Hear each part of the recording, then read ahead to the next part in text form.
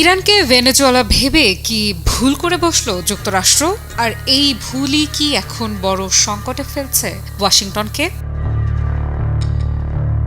মধ্যপ্রাচ্যের উত্তেজনার মাঝেই আবারও নীতিগত দোলাচলে পড়েছেন যুক্তরাষ্ট্রের প্রেসিডেন্ট ডোনাল্ড ট্রাম্প। একদিকে যুদ্ধের হুমকি, অন্যদিকে শান্তির বার্তা। দুটি বিপরীত অবস্থানের মাঝে যেন আটকে গেছে তার কৌশল।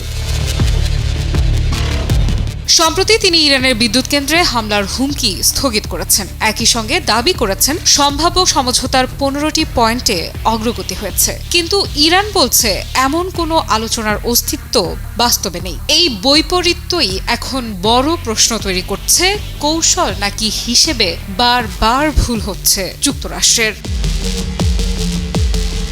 বিশ্লেষকদের মতে যুক্তরাষ্ট্র হয়তো ভেবেছিল চাপ বাড়ালেই ইরান নতি স্বীকার করবে, ঠিক যেমনটা তারা আশা করেছিল ভেনেজুয়েলার ক্ষেত্রে। কিন্তু এখানেই বড় ভুল। ভেনেজুয়েলা অর্থনৈতিকভাবে দুর্বল, আন্তর্জাতিকভাবে বিচ্ছিন্ন একটি রাষ্ট্র।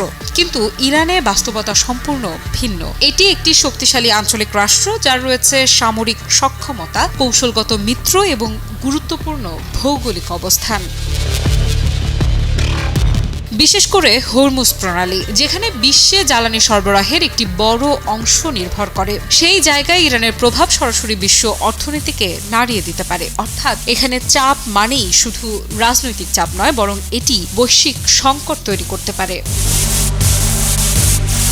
এই বাস্তবতায় ট্রাম্পের অবস্থান এখন দ্বিমুখী। একদিকে তিনি উত্তেজনা কমানোর কথা বলছেন, অন্যদিকে সামরিক প্রস্তুতি চালু রেখেছেন। এটি কি হিসেবি কৌশল নাকি অনিশ্চয়তার প্রতিফলন?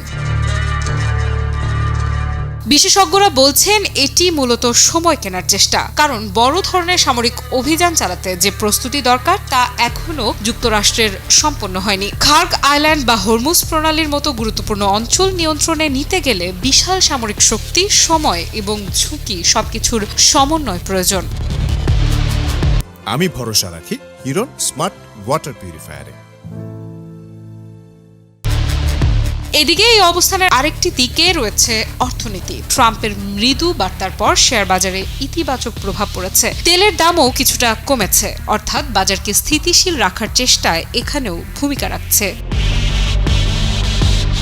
কিন্তু সমস্যা হলো এই দ্বৈত বার্তা বিশ্বাসযোগ্যতা কমিয়ে দিচ্ছে। একদিকে শান্তির কথা, অন্যদিকে যুদ্ধের প্রস্তুতি। এতে মিত্র দেশগুলো যেমন বিভ্রান্ত হচ্ছে, তেমনি প্রতিপক্ষও নিজেদের অবস্থান আরও শক্ত করছে। আফ্রিদা ইফরা, নিউজ 24।